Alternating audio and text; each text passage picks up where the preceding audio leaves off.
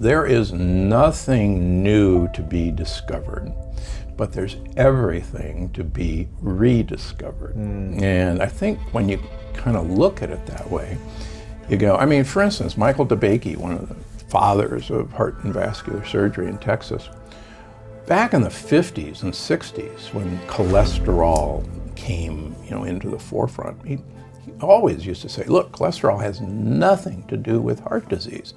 It's an innocent bystander, and just get off of it. It's gotten trapped in an inflammatory process, but it didn't cause the inflammation. And what caused the inflammation? So, for one thing, if you have a little wheat germ agglutinin stuck to the inside of your blood vessel like a splinter, that's a really good cause of inflammation. So, and I wrote about this in Longevity Paradox. Let's suppose I'm an alien sent to orbit the Earth to send back to high command my observations. Yes. And one of the things that I could send back to high command is I've been watching the freeways in LA, and I can tell you without a doubt that ambulances are the cause of accidents. Because every time there's an accident, I see an ambulance. Right. And so, interesting. So again, causation is not correlation. Correlation is not causation. Yeah. So we could make an observation, which I could make in the operating room every day, that I see cholesterol plaque on the inside of that artery. So cholesterol must have caused that plaque. But DeBakey would say no. Cholesterol is basically a callus that is piling up on an irritation to protect that underlying structure. Yeah. And that's why we see these plaques regress when you take away the irritation. Just like if you stop lifting weights, guess what? Your callus goes away. So how do you take away the irritation? Stop eating those things. We should be eating for our microbiome, period. Because our microbiome constitutes the vast majority of genes in our body. 99% of all the genetic material that exists in us and on us is non-human genetic material. Right. And our microbiome has the distinct advantage of rapidly reproducing and constantly changing and exchanging information from one bacteria to another. And so I happen to think that we've uploaded most of our decision-making processes to our bacterial cloud to take the work off of our genes, because these guys, in the new book, The Energy Paradox, we now know that that system, that microbiome, literally gives instructions which we now can measure. We've broken the code. We've only speculated that they've done this, but now I didn't break the code, but scientists have broken the code of how, in fact, they talk to us and direct us. We really exist for our microbiome. And as long as... And what are microbiome? The microbiome are the bacteria, the bugs. fungi, the yeast, the bugs. Yeah.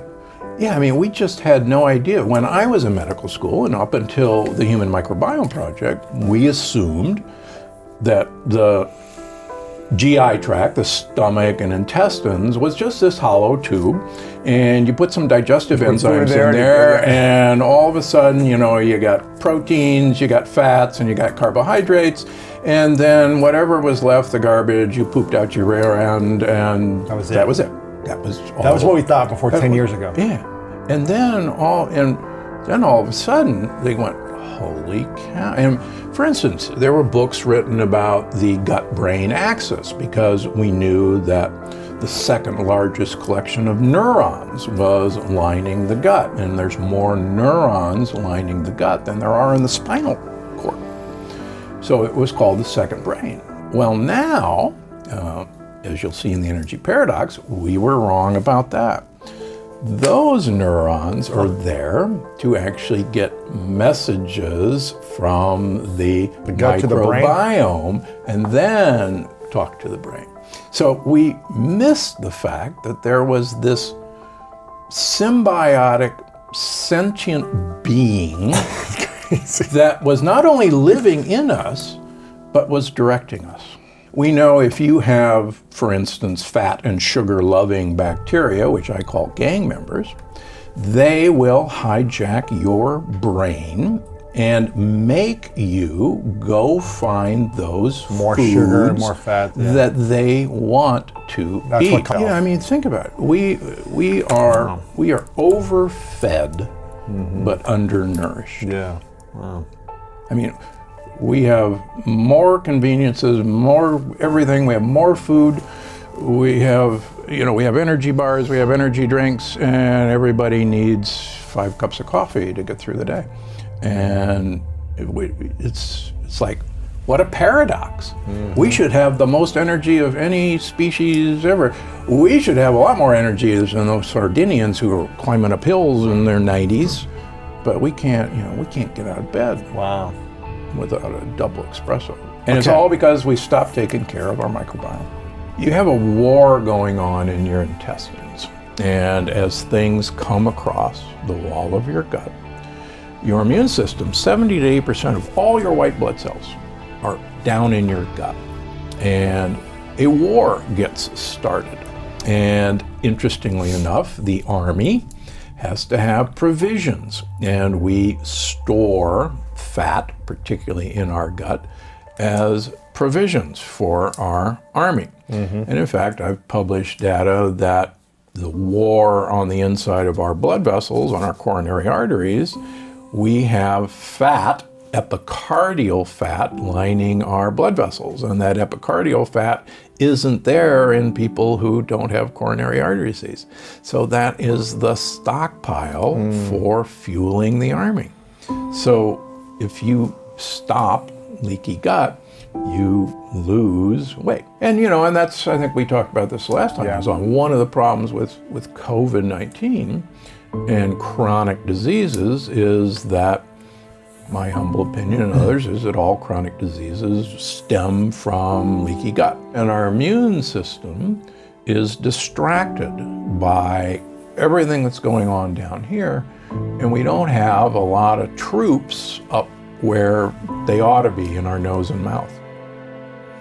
And when COVID hits and gets you, then you have a hyper response, a cytokine storm, because your immune system, it's like the peanut allergy. It's like, oh my gosh, there's a silly little peanut antigen, let's go crazy. And so it's these unfortunate people who have obesity, who have diabetes, who have insulin resistance. And 80% of Americans are insulin resistant, metabolic syndrome. And so it's kind of, people go, well, America is not doing very well with COVID. Well, we are the perfect setup for COVID. But I think one of the things I think we should learn is that the countries and even our states that really draconianly shut down and practice social distancing and practice mask wearing. Look, masks are not the greatest thing in the whole world. And we don't have to live or die on all these studies that say, yes, they're helpful or yes, they're not helpful. But they, every long-term study shows that masks probably have some effect. And it's like, I remember when seatbelts were introduced in cars, and there was a huge hue and cry. Fighting against seatbelts. Against seatbelts. And so you can always muster an argument that, that's dangerous. But we as a society have decided that we can mandate public safety issues. And guess what? You better have a seatbelt on in your car now. Right. And we can mandate airbags, and we can mandate that you can't drive drunk, even though you'd love to. Right. And so the idea that we can't mandate for the public good, you can't go 100 miles an hour, although lots of people are doing that now. Right. So, I have an associate in Toronto who, when they were really shut down, you were allowed out of your residence 1 hour per week to go get groceries. Wow. And they tracked you on your What? cell phone. Oh my goodness. And to get around it, people would leave their cell phones in their Right. house, and they knew that the cell phone, was always there. And they go, yeah, that's funny. That person has to go out. And so that's draconian. That's horrible. But they shut it down. We used to feel so sorry for Italy. All these poor Italians singing from their balconies, but they shut it down. Now they're better now. And now they're better.